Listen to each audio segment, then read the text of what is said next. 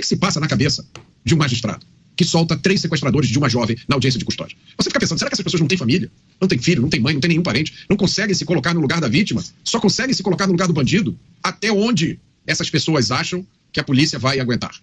O que é que vai acontecer no dia em que a polícia do Brasil disser, chega, hoje eu não saio mais para as ruas?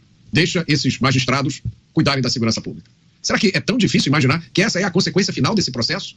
Mesmo as pessoas que têm essa convicção absolutamente imoral, equivocada e ideológica, de que o bandido é um pobre coitado, de que isso é uma revolta contra o sistema capitalista, pensem onde esse processo vai levar.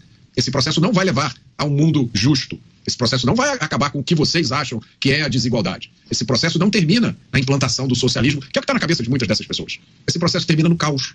E vocês estarão junto com a população brasileira, no meio do caos, porque não haverá carro blindado, não haverá segurança que segure essa maré do crime quando esses bandidos perceberem que eles podem fazer o que eles quiserem. E esse dia não está muito longe, por tudo que a gente está vendo.